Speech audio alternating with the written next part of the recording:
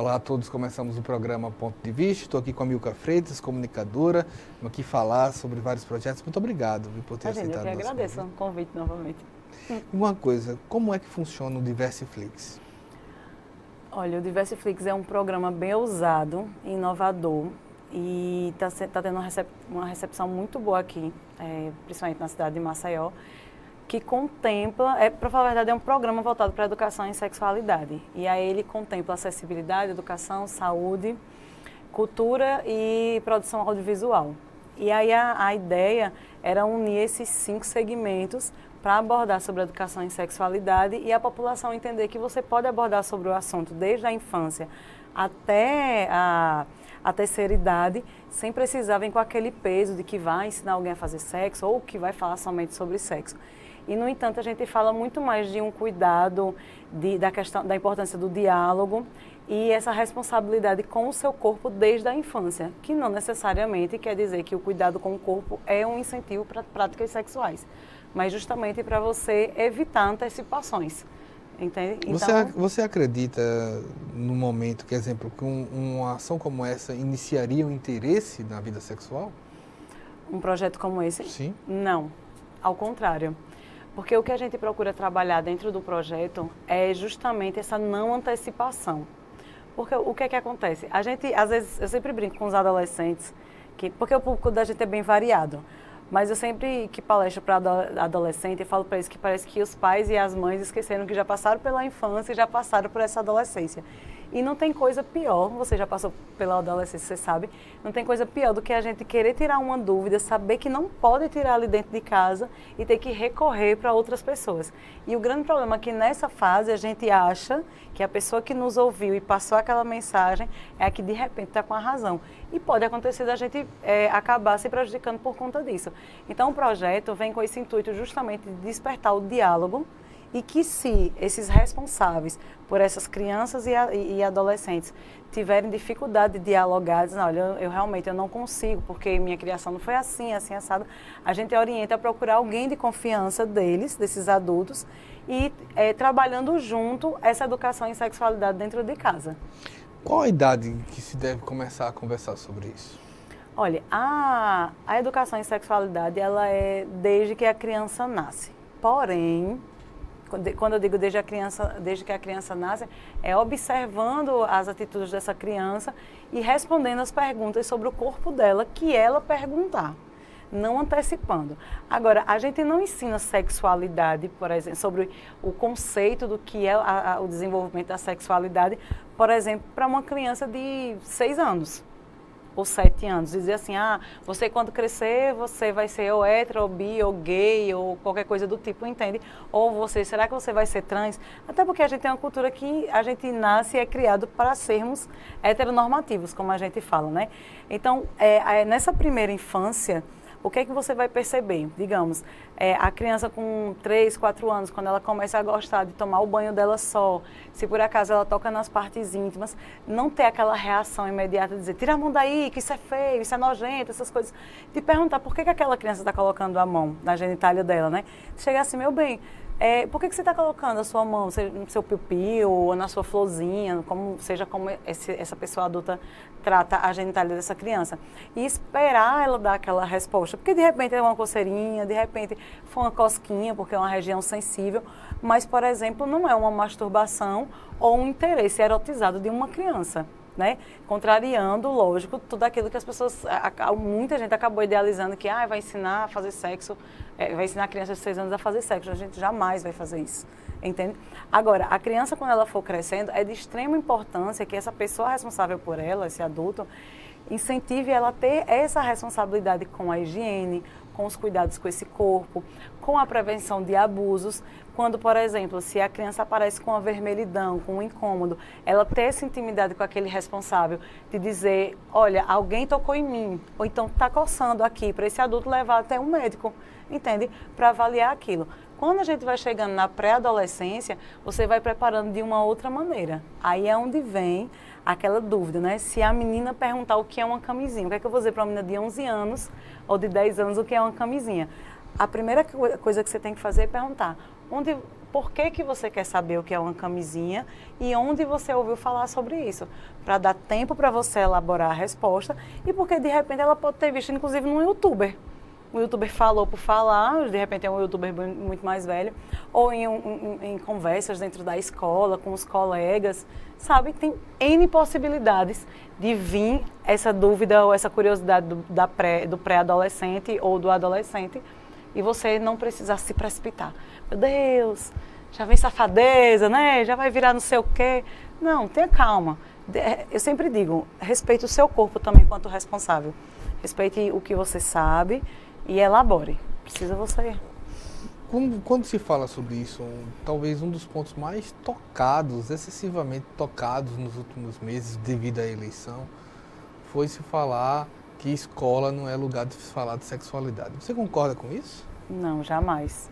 Eu estaria indo contra tudo que eu preparei para a minha vida. Assim. Mas aí quem fala isso geralmente diz que é papel da família, a escola não deveria se meter. Não, no meu ponto de vista e pela experiência que eu tenho, que vai fazer 7 anos já, eu sou um bebê diante de várias pessoas que estão aí há muito tempo, mas o que eu venho percebendo é que quando a escola, família e sociedade, porque quando sai da escola e da família, você faz parte dessa sociedade, mas eu digo a sociedade que já passou por essa etapa. Então, quando você traz essa discussão para a sala de aula, como eu te falei, se está no pré, se está antes da pré-adolescência, nessa primeira infância, é trazer a responsabilidade do corpo. Não é chegar para a criança e dizer, olha, você pode ser isso, você pode ser aquilo. Você vai dizer para uma criança que ela vai respeitar a maneira que a outra pessoa escolheu para ser feliz. Ponto. Entende?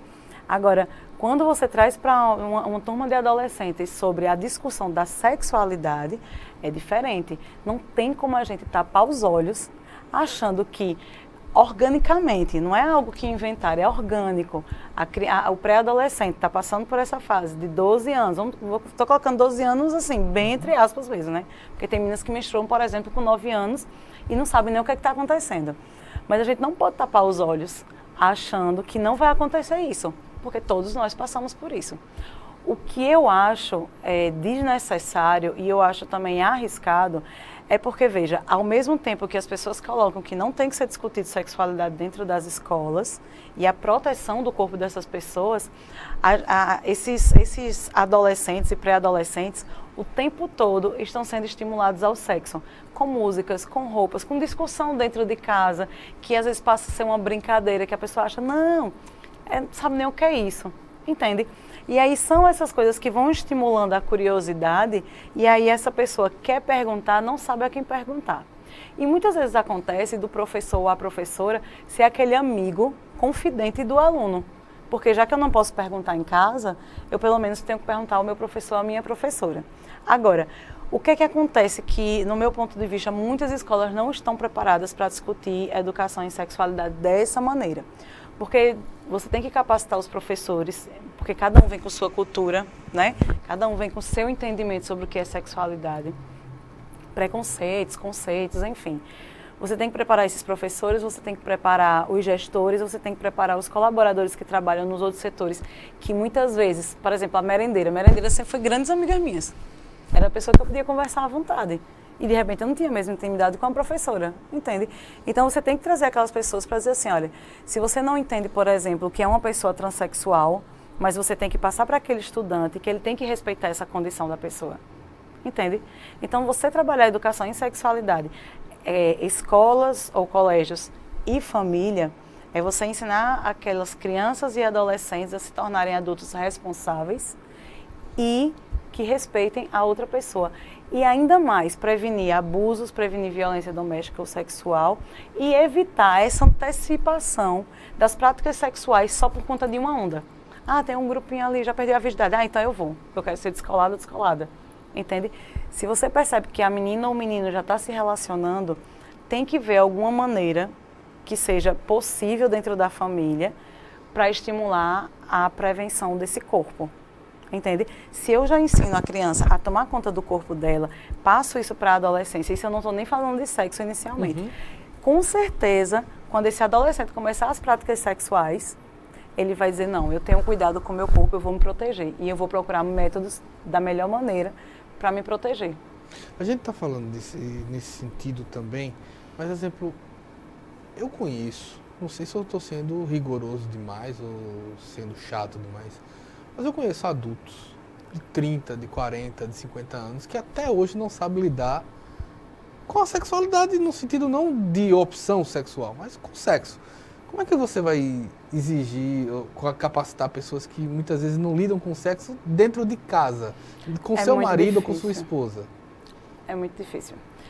É por isso que eu estou falando. Quando a gente traz a importância da capacitação dentro do ambiente escolar, é justamente por esses fatores. O que é que está dentro do meu limite que eu posso discutir dentro do colégio? Até porque envolve muitas vezes, não sei se eu estou correto nisso, mas envolve não só um conceito de mundo, um conceito familiar, mas em alguns casos envolve conceitos, e a gente não pode pensar só numa capital, como Maceió, mas se você partir para os outros 101 municípios, você envolve conceitos tradicionais e religiosos. Principalmente. Então você vai encontrar igrejas que abominam masturbação, que alguns vão defender que o sexo só seja depois de casamento.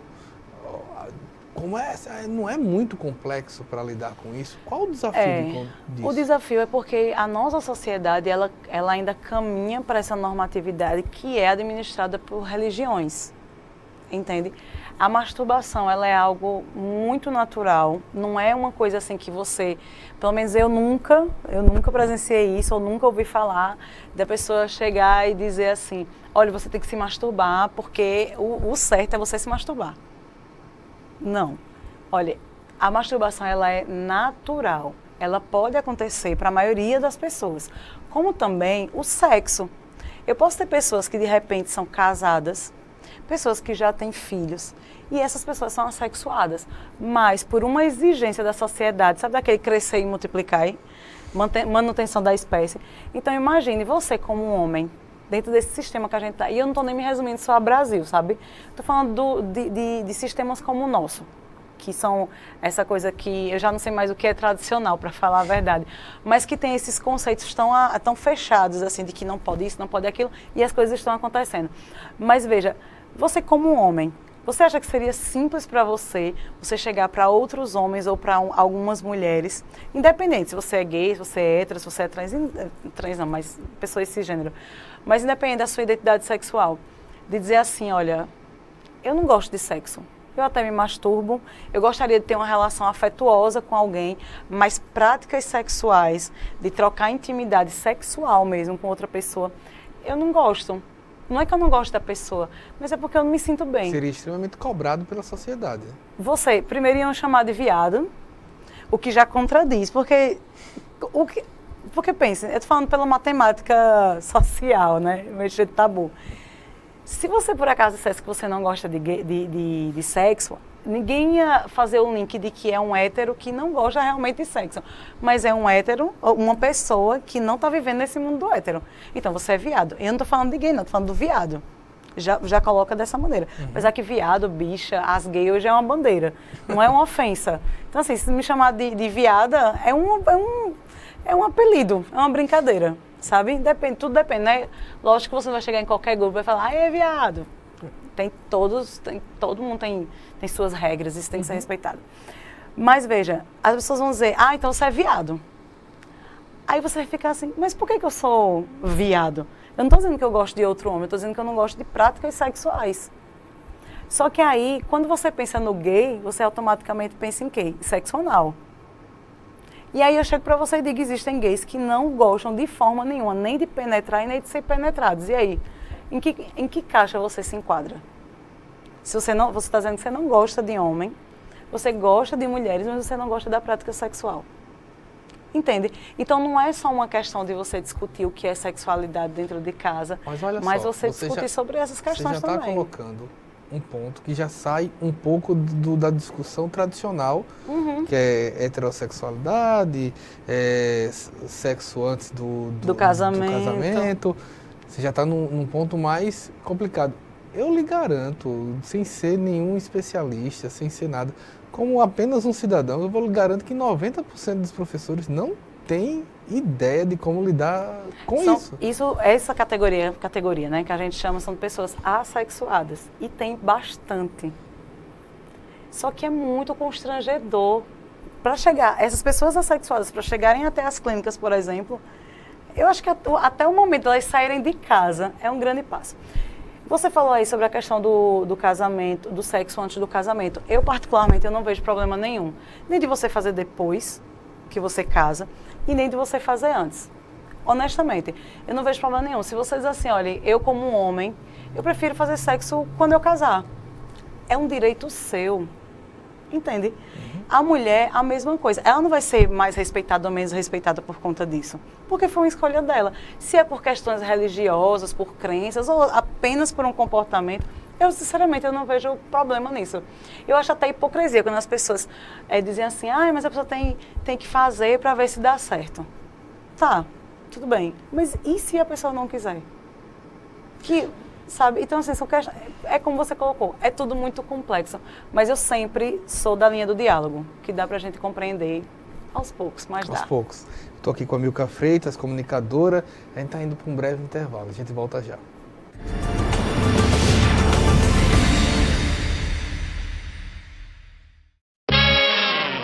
Vem aí a prova do Enem. Expert, se prepare bem. Cheque informações no cartão de inscrição. Saber onde a sua prova evita um problemão. Confira dados pessoais, é língua selecionada. E se seus pedidos foram atendidos? Prova do Enem. Confira seu cartão de confirmação em enem.inep.gov.br. Novo ensino médio. Quem conhece, aprova. Eu quero fazer jornalismo. Eu quero ser professora. É o que eu amo. E eu, design de games.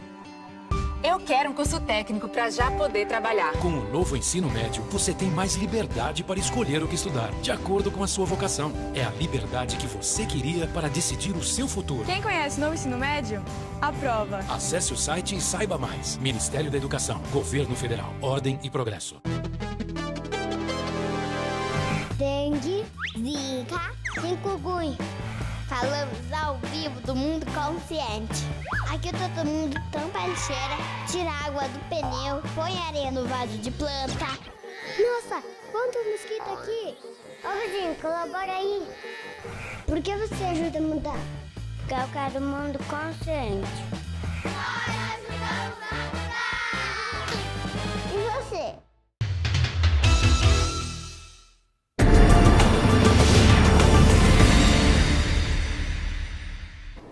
Eu estou aqui com a Milka Freitas, comunicadora. O melhor caminho para o sexo é o bate-papo? É o diálogo? O melhor caminho para o sexo que respeita o seu corpo e o seu prazer. Sem dúvida nenhuma. Eu sempre falo que quando você começa a se relacionar com alguém que você percebe que vão rolar as práticas sexuais, lógico, que se eu comecei a me relacionar com você, sei lá, um mesinho de namoro, ou ficando, né, que hoje em dia passa um tempo, né, é o estágio probatório. O test drive, né? Aí você começou ali a ficar com aquela pessoa e falou, não, acho que eu vou fazer sexo com ele. É muito comum acontecer de você não dizer, por exemplo, sei lá, você tem uma fantasia sexual de... Ai, Milka, meu sonho é fazer sexo às 5 na Praia da Jatiuca, de cara, assim, pra mim. No público. Né? Você chega assim, olha, Milka, eu vou chegar, eu vou olhar pra você, cara, eu nem conheço o cara direito, peraí, você já sabe, por mais que você tenha uma cabeça aberta, uma coisa de início, quando você ainda não conhece bem a pessoa, assusta. Porque o comum da gente é o comum, né? É o que as pessoas estão mais acostumadas. E a mesma coisa sou eu. Vocês assim, nossa, sempre quis ficar com Milka e tal. E aí eu chego pra você, eu faço, rapaz, eu gostei muito de você, eu acho que... Eu queria ver se você topava comigo fazer um sexo de cabeça pra baixo, pendurado no lustre, amarrada pra trás. Você vai olhar pra mim e vai dizer, oxi, amarra na tamarineira, né? Então assim, se você ainda não conhece esse relacionamento, não sabe o que é que vai dar ali, não precisa você externalizar, mas de cara, assim, imediatamente. Mas que você vá preparando esse terreno, se você tem esse interesse. Vá sondando a pessoa, até para você também ter nenhuma frustração. A outra questão, e talvez a mais principal, a mais importante, a principal e mais importante, é de certeza de, se você não está gostando de qualquer coisa ali dentro do sexo, qualquer coisa, seja de penetração, seja de uma posição, seja do oral, você tem que comunicar de alguma maneira para aquela pessoa que você não está gostando. Porque não tem coisa pior, principalmente quando você engata num relacionamento e quando vem a paixão, que você faz, não, eu acho que quando for com um tempo melhor, né? Que a gente fica meio abobalhada, né? E abobalhado também. Aí diz, não, quando for com o tempo, aí ele vai percebendo, ela vai percebendo. Se você não fala, como é que a pessoa vai saber? Ah, eu não gosto. Nossa, eu já ouvi muito. Chega para mim sempre relatos, principalmente de mulheres, que não gostam, por exemplo, do sexo oral dos seus companheiros. Eu pensei, nossa, ele me machuca, ele bota muita força, não sei o quê. Mas você já falou, mulher, eu já tentei. Mas você tentou como? Eu falei, não, vai mais ou menos assim. Aí teve outra que disse, mulher, eu fui tentar falar, ele achou que eu estava tendo um caso com outra pessoa. Mas aí quando você vai ver essas pessoas, já pessoas que têm muito tempo de relacionamento, que sequer, quando começou o incômodo, disse assim, rapaz, não é bem assim. Porque se você já começa inicialmente colocando o que é que você gosta, o que é que você não gosta, e a outra pessoa também, eu não tenho a menor dúvida do que eu vou dizer agora. É um relacionamento que vai seguir tranquilo nas práticas sexuais. Porque as duas pessoas, isso independente se é héteros ou não, as duas pessoas, elas vão estar muito em paz e muito tranquilo em falar o que é que gosta e o que é que não gosta. Muito tranquilo. Pode vir até a fantasia mais louca na sua cabeça. A pessoa, no máximo, ela vai dizer, olha, eu não topo. Ou eu topo. Entende? Então, eu sempre sou do diálogo. Sempre, em qualquer circunstância. Para conversar com um jovem, tem ferramentas para falar sobre isso? Tem várias. O Diversiflix, ele veio com essa possibilidade. Ele Estou veio vendo com... aqui que também tem uma plataforma. Essa daqui é a plataforma, eu não sei se mostra aqui. Ele, né? Eu mostro. A plataforma DKT Jovem é uma plataforma de educação em sexualidade, que ela é da DKT Internacional, que é o carro-chefe social da marca Prudence, que é a marca de preservativos que eu trabalho.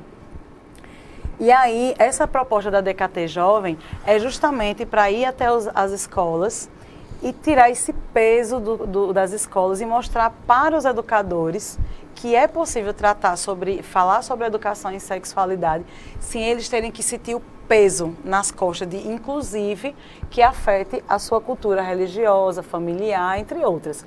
Então, a gente vem com esse discurso e também a gente sempre chega perguntando o que é que você sabe sobre educação em sexualidade?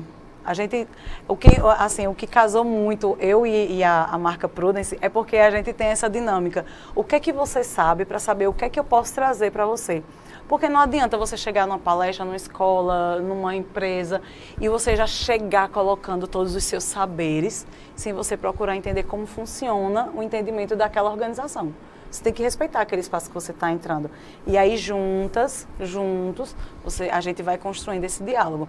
Então, a plataforma DKT Jovem, quem quiser conhecer o trabalho também, é só entrar no site, tanto da Prudence quanto da DKT, que vai ver quais são os trabalhos que a gente tem. Mas quais são os tipos de ferramentas que se trabalha, além da DKT Jovem? O que é que pode ser trabalhado com o jovem? Olha, você pode trabalhar produções audiovisuais, principalmente trabalhar produções audiovisuais que sejam da nossa realidade.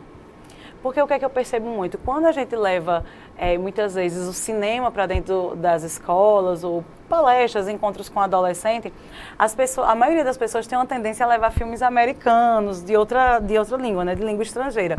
Só que a gente tem que levar em consideração que por mais que sejam adolescentes, mas são culturas diferentes. Entende? E aí, quando a gente traz um audiovisual dentro da nossa cultura, você consegue apresentar N possibilidades e aqueles adolescentes se identificarem com aquilo. Tem um site muito bacana aqui de Alagoas, que é o Alagoar, que tem vários trabalhos audiovisuais do pessoal daqui e dá para você aproveitar muita coisa.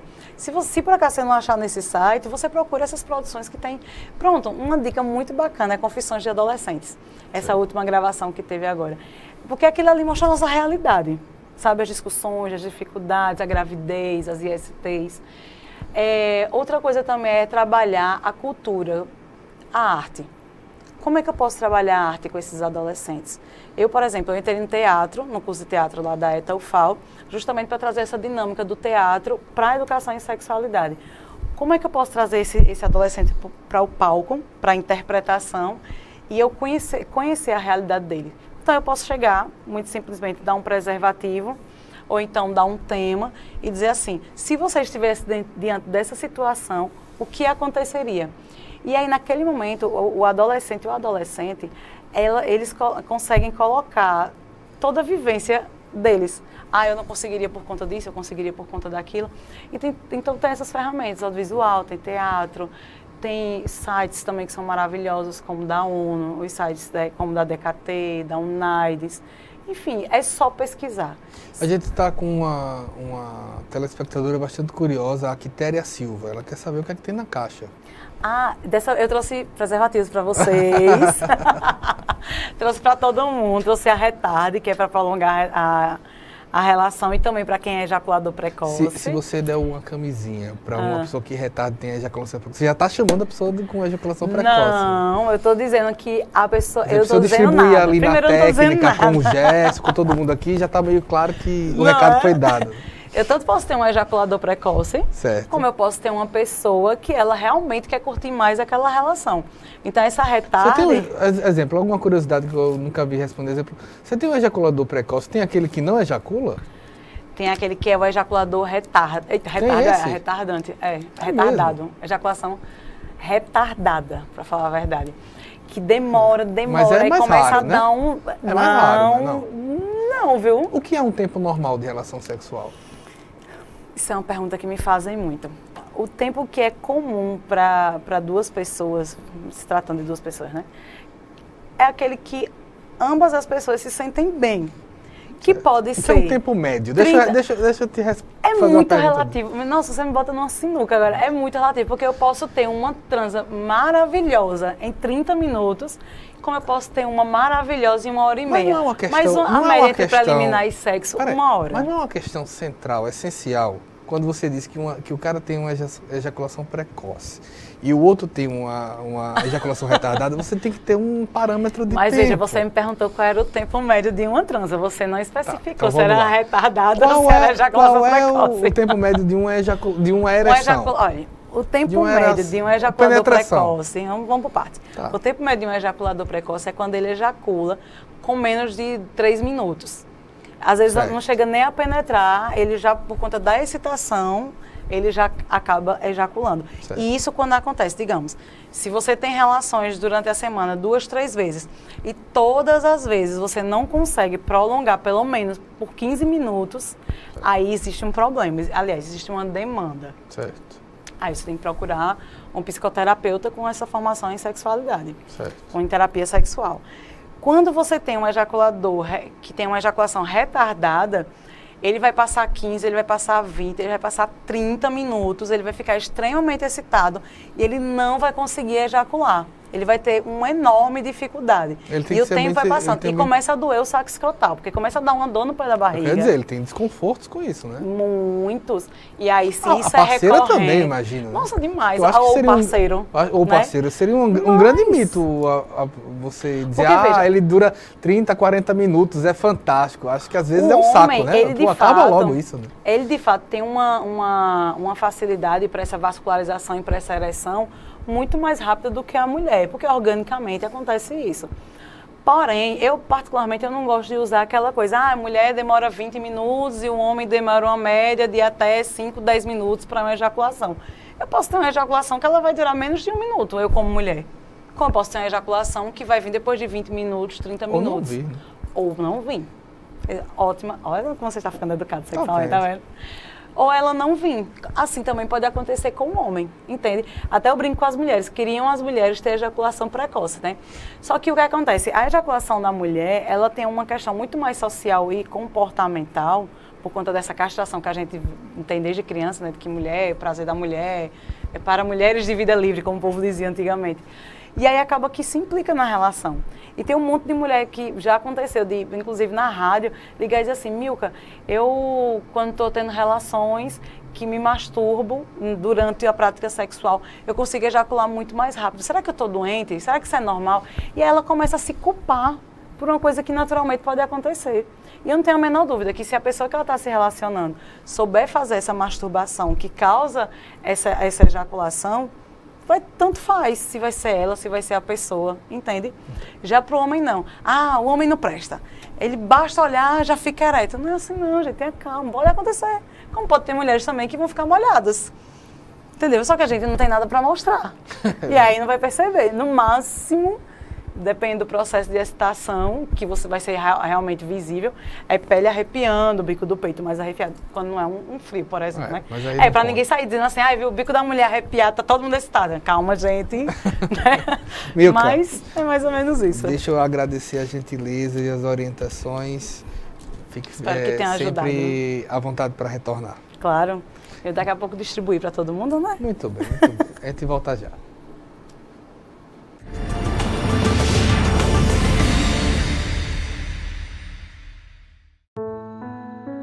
Ter uma carreira na Espanha, para um garoto pobre como eu, só seria possível se fosse jogador de futebol. Eu nasci numa comunidade pobre, no subúrbio de Olinda. No começo, eu tinha vergonha de falar que meu pai vendia pipoca. Hoje, eu tenho orgulho disso. Ele se esforçou o máximo para a gente estudar na escola. Por muito tempo. O que eu tenho hoje na Espanha foi porque eu entrei na escola de tempo integral. Foi lá que eu descobri que eu poderia realizar meus sonhos, que eu poderia fazer uma faculdade. Hoje eu tô lá na Espanha, né? Acabei a faculdade, sou engenheiro atualmente, foi tipo, consegui chegar. E hoje eu tô aqui de volta, depois de 10 anos mais ou menos, e fazer uma surpresa para meus pais. Surpresa, né? Matar a saudade, agradecer tudo que eles fizeram por mim. O Ministério da Educação criou 500 mil novas vagas para as escolas em tempo integral de ensino médio em todo o país. Mais oportunidades para mais brasileiros. E a escola de tempo integral mudou minha vida. Mudou muito minha vida. Ministério da Educação, Governo Federal, Ordem e Progresso. Como brasileiro, eu me sinto responsável pela preservação dessa riqueza natural.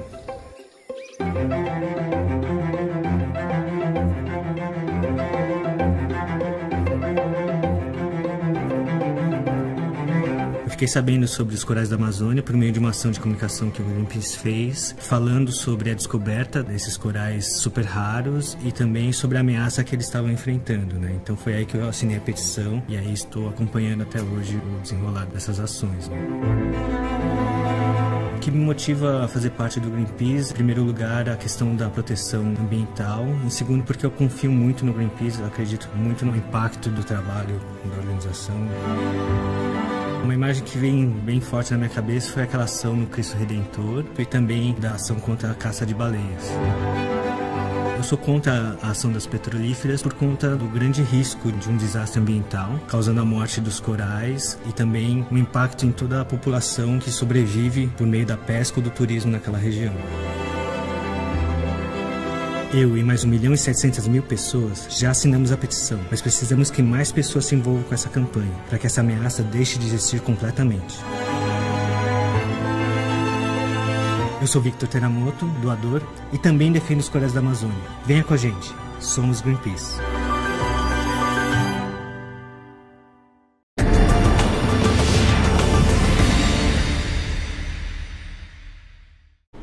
Voltamos com o programa Ponto de Vista. Aqui comigo agora a Fernanda Fassanaro, quem eu agradeço bastante ter aceitado nosso convite.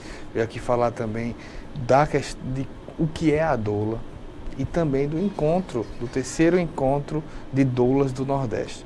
Me conta, antes de tudo, para quem ainda não está habituado com o termo, com o nome, o que é uma doula?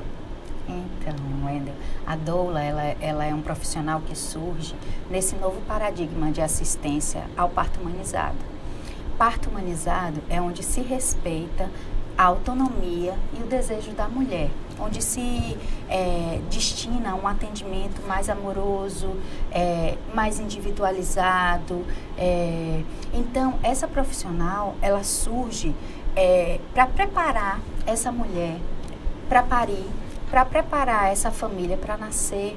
E então a gente trabalha com 3 aspectos, basicamente. É o aspecto informacional. Por quê? Porque quando a gente estuda reprodução na escola, a gente não estuda como é que os bebês nascem. A gente só estuda como é que as células se multiplicam e o bebê cresce, né? E a gente não nasce como é que os bebês, a gente não estuda como os bebês nascem. Então, a doula, ela traz essa informação, né? O que acontece no corpo da mulher, quais são as fases de trabalho de parto, quais são os sinais, por que não ir no primeiro sinal para o hospital, entendeu? Então, assim, a gente traz o aspecto informacional, a gente propõe um planejamento desse parto, dessa gestação, desse pós-parto, como é que a mulher se organiza nas rotinas domésticas, né? Quando chega da maternidade com o seu bebê. A gente trabalha também os métodos não farmacológicos, porque o grande mito de um trabalho de parto normal é a dor, né? A dor do parto é o grande medo que as mulheres sinalizam. Então, como a gente alivia esse desconforto, como a gente acolhe essa mulher. Então, tudo isso a gente vai trabalhando e também os aspectos emocionais. Então, quais são os medos, quais são as crenças negativas dessa maternidade, desse parir, desse cuidar, entendeu? Então, a doula, ela vem para promover esse olhar mais cuidadoso e mais amoroso para o ciclo gravídico puerperal. Quando se pensa nisso, eu acredito que a doula, pelo menos jogo aqui como questionamento, a doula nasce, entre aspas, porque ela sempre existiu, sempre teve, mas ela nasce nos tempos atuais diante de um cenário um tanto frio do parto, como tipo a agenda, a cesariana chega e tchau, é isso? É isso, ela surge nessa intenção, né, de acolher, de tornar um momento mais familiar, né, porque antigamente o parto era um evento familiar, era um evento das mulheres. E aí, quando o parto se tornou um evento hospitalar, no Brasil é mais ou menos em 1820, que vem crescendo, acho que a primeira maternidade de São Paulo, e aí, assim, para o Nordeste chegou, né, essa questão do parto hospitalar chegou tem pouco tempo, assim, né, não tem 100 anos. E aí, então, aí quando o evento parto passou para o hospital, ele ganhou algumas intervenções e ele separou a mulher das suas referências emocionais, das pessoas com quem ela tinha uma relação, porque quando o parto era domiciliar, a parteira, ela vinha no cuidado com a mulher contínuo, né? E aí quando a mulher se depara no hospital, ela encontra com um monte de profissional que ela nunca teve contato. Então, a doula é esse profissional que trabalha continuamente no processo, sabe? Que vai atender o pré-natal e que até o nascimento do bebê e depois em casa, acompanhando a amamentação, ela vai estar dando esse suporte. Agora, uma coisa importante, a doula, ela não é a parteira. A gente tem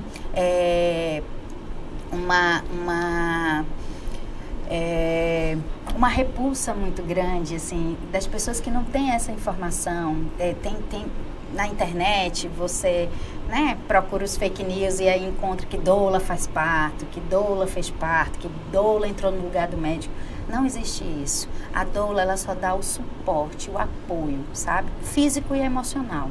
Ela não é uma profissional capacitada para assistir o parto, para receber o bebê. Nós não temos esse conhecimento, nós não dominamos essa área. A proposta é que a gente trabalhe com uma equipe multidisciplinar. O médico tem o seu papel, o médico obstetra, a enfermeira obstetra, a fisioterapeuta, a psicóloga, a assistente social, a nutricionista. Então, se a gente consegue unir toda essa gama de profissionais, a gente tem um acompanhamento 100%. Né? E como é a recepção dos hospitais às doulas? Infelizmente, na maternidade pública, nós ainda não temos o reconhecimento, né, dessa profissão e nós não podemos entrar como profissionais. Quando a gente acompanha algum parto no SUS, às vezes a gente precisa ficar trocando com o acompanhante. E isso a gente não gostaria que acontecesse, né? A ideia é que o acompanhante é uma pessoa de escolha da mulher. É uma referência dela, da relação de segurança, de apoio. E a doula, ela é um profissional. Nas maternidades privadas, a gente já tem alguma entrada. Mas assim, aos poucos a gente está conquistando espaço e está também trazendo, né? Porque se a gente for olhar no histórico do Brasil, é uma profissão muito recente. E o Ministério, ainda tem isso, o Ministério do Trabalho ainda não nos reconhece como profissão, nós somos ocupação. Então, assim, é um passo de cada vez, né? Uma conquista a cada dia. A gente tem conquistado um espaço na maternidade privada, em algumas maternidades, não são em todas, né? Muitas vezes eles deixam a presença do fotógrafo de parto, mas não deixam, não permitem a entrada da doula, né? Tem um pouco de... Eu acho que é por falta de conhecimento mesmo, né? De entender que não é um profissional que vai atravessar na frente de nenhuma conduta, de nenhum outro profissional. É um profissional que está ali para cuidar, para acolher, e às vezes a gente faz essa função de traduzir numa linguagem mais simples alguns termos técnicos, algumas condutas técnicas, sabe? Assim, a gente traz para uma realidade da mulher, para que ela entenda o que está acontecendo, quais são os processos que vão acontecer dentro da instituição. Isso muito se deve também, além, claro que o hospital, a gente fala assim, parece que é um bloco de pedras que toma decisão. Mas isso daí parte de enfermeiros, de médicos, uma decisão como essa? Principalmente dos médicos obstetras, né? Que aqui em Maceió, no cenário nacional, quem é responsável, quem tem capacitação para assistência ao parto é o enfermeiro obstetra, o médico obstetra e a obstetriz. No cenário alagoano, a gente encontra o médico obstetra como o principal profissional que assiste o parto. Então, essa restrição de entrada, de contato, vem muito do profissional médico obstetra. Né? A gente vê que boa parte tem sido, inclusive, contestado ou questionado pelo Ministério da Saúde, pela Organização Mundial de Saúde, é que os médicos, ou alguns médicos, têm um compromisso apenas de agendar uma cirurgia, ganhar por ela e não quer fazer a função que historicamente se fazia do médico, que era aquele que estava esperando, às vezes horas, às vezes um tempo, o parto acontecer.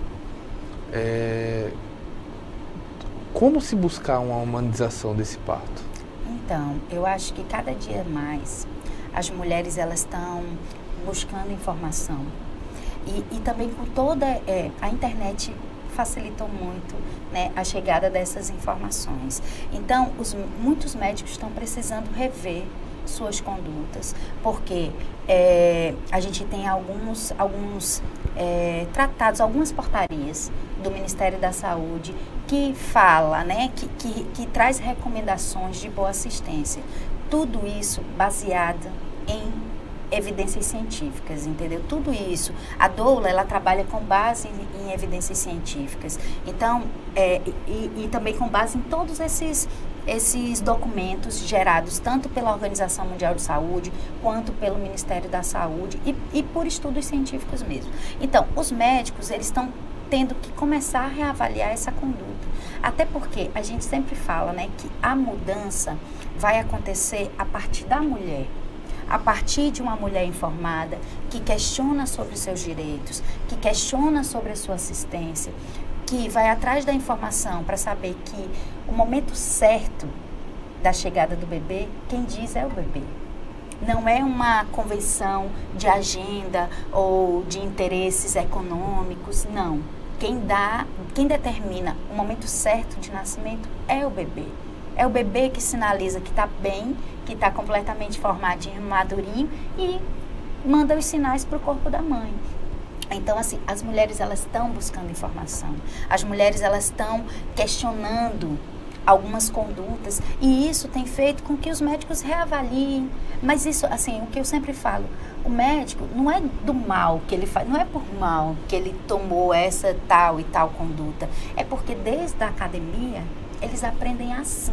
Eles aprendem com estudos muito antigos, né? E hoje a gente tem uma ciência que está trazendo uma perspectiva nova, uma perspectiva com estudos sérios, sabe? Então, é importante que toda a equipe de assistência, ela se recicle, né? Ela vai em busca também do novo conhecimento, porque a mulher, a família, ela está indo, sabe? Ela está buscando, ela vai atrás das...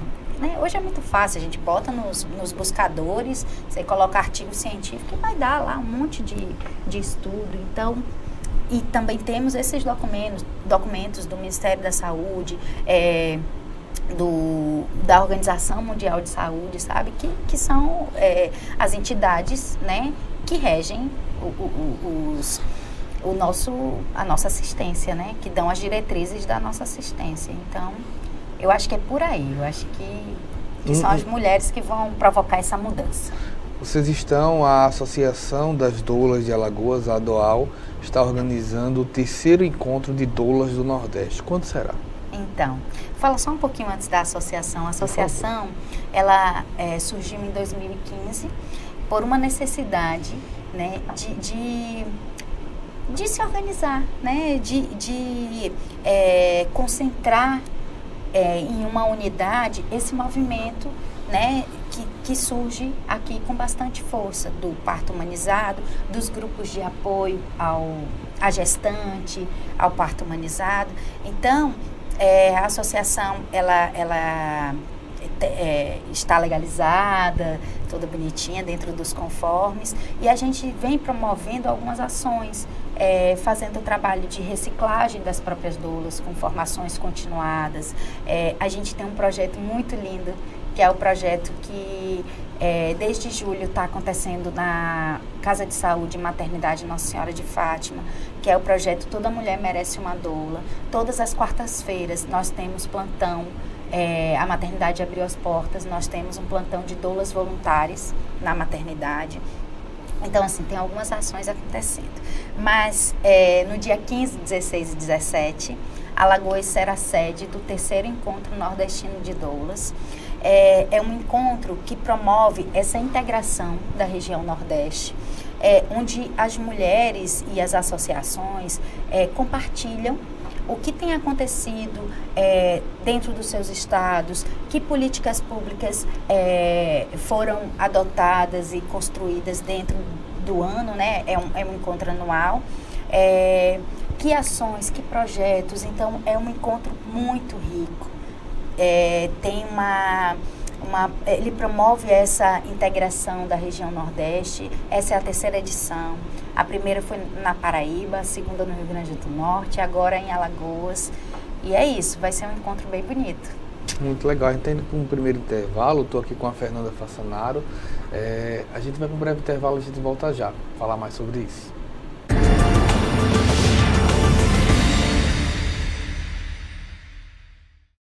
Ei, eu queria poder falar com você.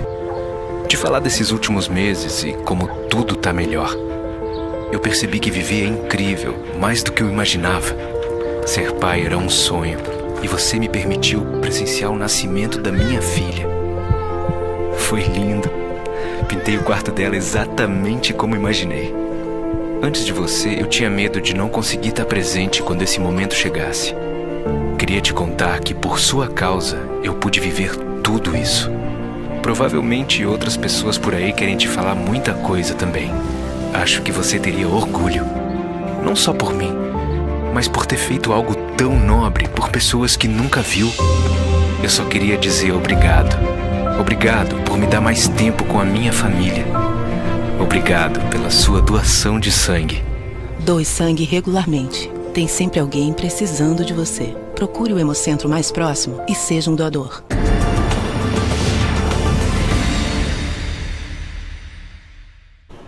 Voltamos com o programa Ponto de Vista. Estou aqui com a Fernanda Fassanaro, ela que está aqui pela Associação das Doulas de Alagoas, que vai ter o 3º encontro de doulas no Nordeste. Onde será esse encontro? Esse encontro está sendo organizado numa propriedade particular, na Garça Torta. A gente trouxe também um atrativo do mar, né, para receber essas mulheres do Nordeste, né? Todos os estados têm mar, mas o mar de Maceió, né? O mar lembra Pato. É água, né? É vida, é natureza. E aí a gente vai, esse encontro vai acontecer na Garça Torta e a gente vai ter, na sexta-feira, dia 16, nós teremos uma atividade junto com as gestantes do posto de saúde do Riacho Doce. Vai ser uma atividade de cuidados com essas mulheres, de palestra. A Secretaria Municipal de Saúde tá nos ajudando a organizar esse movimento. As enfermeiras do posto, a Suzana, ela está organizando com a gente. E aí a gente vai ter esse dia de cuidado com as mulheres, né? Trazendo as mulheres do Nordeste para cuidar das mulheres de Maceió, de Alagoas. Um ponto, no parto, quem deve ser o protagonista? Então, a grande protagonista do parto é a mulher, né? É um evento fisiológico que acontece com contrações involuntárias. Então, a ideia é que a gente respeite os desejos dessa mulher e são coisas muito simples, como, por exemplo, a posição que ela quer ficar. Já existe um desconforto muito intenso, né, com as contrações, com a fisiologia do corpo se adequando para a passagem do bebê. Então, isso provoca um desconforto muito intenso. Então, assim, quando a gente promove não, né? Quando a gente deixa a mulher livre para que ela tome ela fique na posição que ela deseja, dificilmente as mulheres... se elas têm liberdade, elas vão gostar de ficar na posição deitada, porque é uma posição de maior desconforto, é uma posição que não ajuda muito, porque a gravidade vai trabalhar a favor se a mulher está caminhando, se a mulher está agachando, né, ficando na posição de cócoras, na posição de 4 apoio. Então, assim, é muito importante que a gente deixe que a mulher, ela tome conta do processo dela fisiológico, lógico, com um olhar de assistência, com um olhar de cuidado. Mas, por exemplo, como é que se atravessa tanto tempo em trabalho de parto sem se alimentar? De onde que a gente vai tirar essa energia?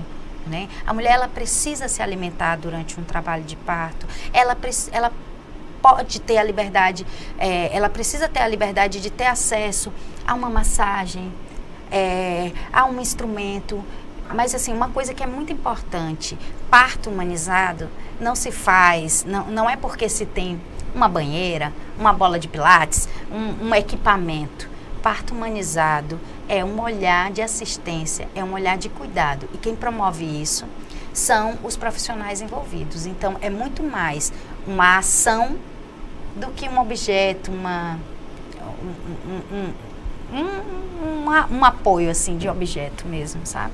O que é trabalhado durante um parto? Que condições sociais, espirituais, de ambiente é trabalhado num parto?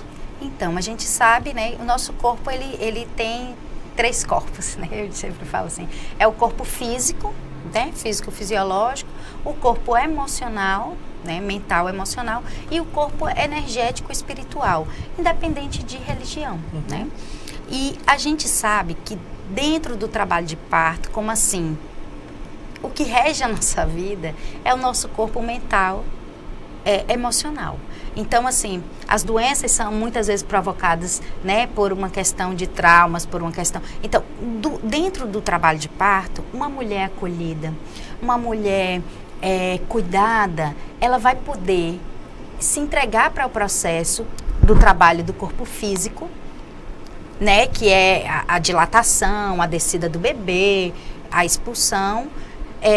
Ela vai poder se entregar para esse movimento se ela tiver com seu corpo emocional bem cuidado, né?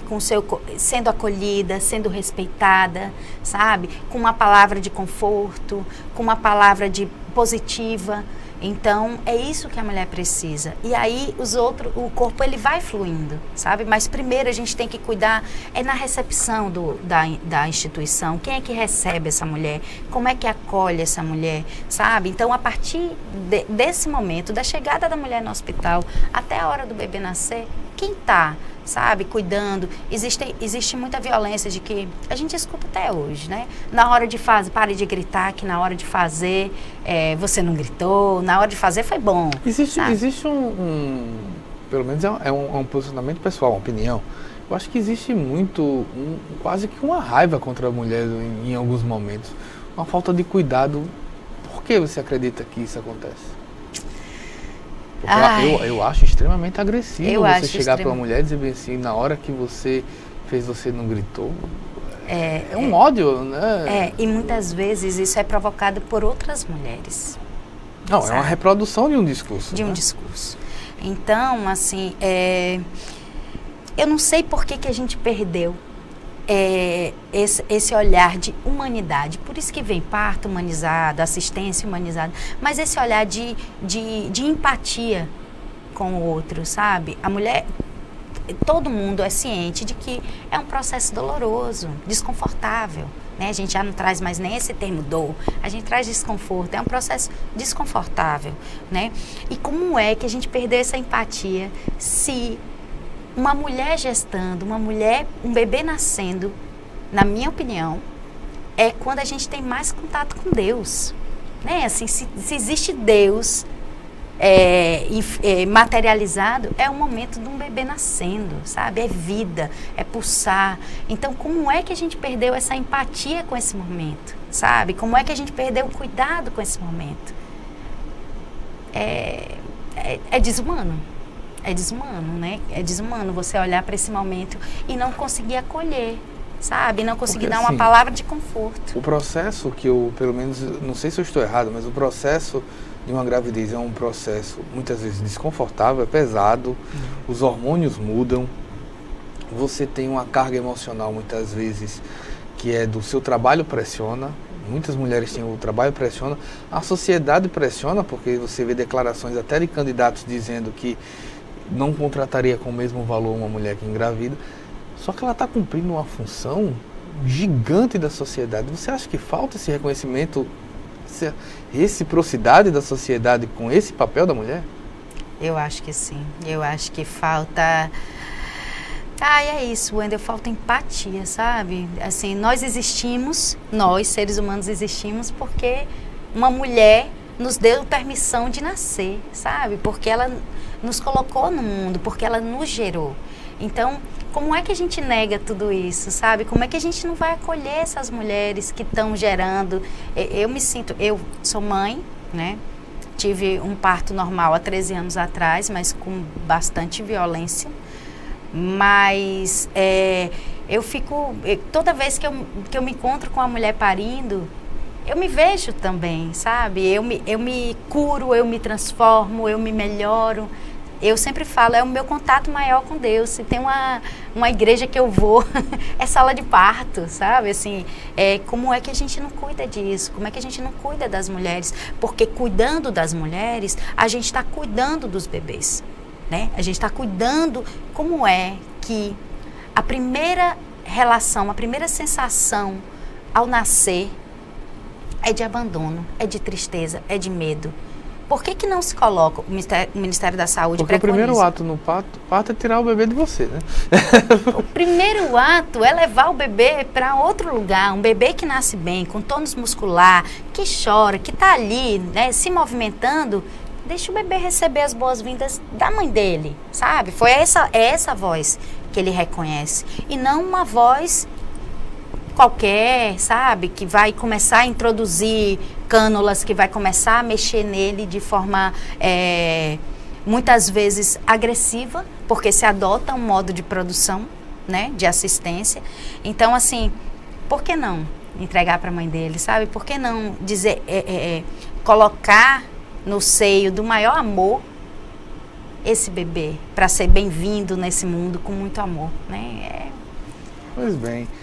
Fernanda Fassanaro, quero agradecer muito e deixar sempre as portas abertas para você retornar quando quiser. Gratidão, Wendel.